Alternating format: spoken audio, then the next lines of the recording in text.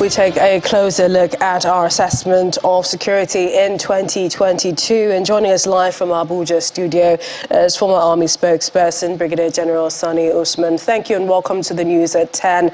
I'd like to begin with your thoughts. What is your assessment of the handling of issues of security this year? Yeah, good evening and thank you for having me on your program. I would rather describe it as a very challenging and interesting, but the good thing about it is that we've been able to overcome most of the challenges to the extent that there is a noticeable improvement in terms of security in various theaters. We have been dealing with security challenges, be it in the northeast, northwest, and even the southeast now. Things are relatively calm because during the Yuletide period, I've not had any, serious security challenge. But these things are product of concerted efforts, and we have to commend the president and, of course, the security forces for living up to expectation, especially the strategic directives and the impetus given to them to deal with these issues. Unlike in the past where they were repelling, now they take the battle to the terrorists and other criminal elements. Hence, we have had the instances of successes that have been recorded over time. Take, for instance, in the northeast, we have nothing less than 83,000, Boko Harams that terrorists that have surrendered. And I think what is required is taking off the issue of dealing with them, the justice system, the criminal justice system, and what have you. And of course, even in the northwest, there is a resemblance of cooperation and support, unlike in the past.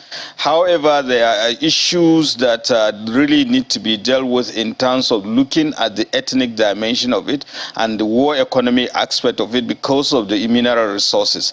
And of course, in the southeast, so much as we look at it, there are two key factors, the criminal elements and the desperation of the political elements.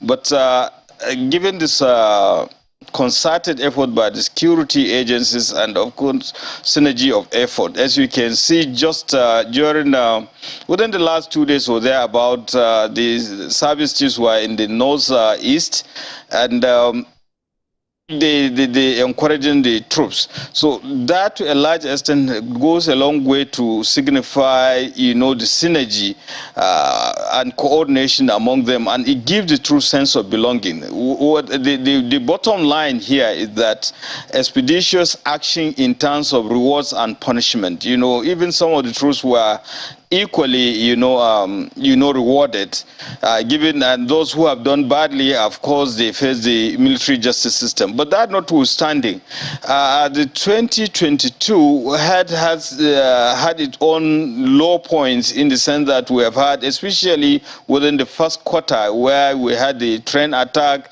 and of course, moving further, we have the attack on correctional facilities and other facilities of the government, particularly the electoral umpire, the INEC facilities. But by and large, now things are beginning to get better, and I think there is a promise in the sense that things will continue to improve. And in fact, if you look at the maritime security also, the synergy of efforts, in fact, involving the countries in the Gulf of Guinea, improvement in the maritime environment to the extent that now we are even thinking repositioning it, the Navy for blue economy, for the betterment of the Nigerian society, and of course the premium in terms of ships, insurance for ships. Let me come in here. Let me come in here, Brigadier General Usman, and this is flowing from all that you've talked about, majorly from the military standpoint. But we look at what experts are saying. These are experts in security, talking about increased fatalities compared to last year. We've had more this year, 2022. They've also talked about the absence of synergy between the agencies responsible for security in Nigeria, and most especially the lack of accountability. And this is not what Nigerians are seeing. So looking ahead at the new year coming in, What are the expectations for the military, for the government, for the people? I think before we go into that, what I want you to understand, you have to look at when you do this comparative analysis, unlike 2021, yes, the figures might be higher this year, running into, 10,000 or thereabout. But you look at the instances of the circumstances where the number has risen beyond that of 2021. The unfortunate incidents in Zamfara State and all the rest of the things. So, but beyond that, again, when you talk about accountability, we have to look at specific instances where there were allegations that they have not been treated. And so that is it for that. But as regards to expectation, of course, the expectation is higher. The security forces and the government has proven that they have the capacity and the ability to do better, as has seen within the last quarter of this year. So the expectation is equally higher in the sense that we have two major activities in 2023, the general elections and of course the census. These things cannot be carried out in atmosphere of insecurity. Therefore, there is high expectation on the part of the populace that improvement, security should be improved to have an enabling environment for these two activities to take place, so that we have, a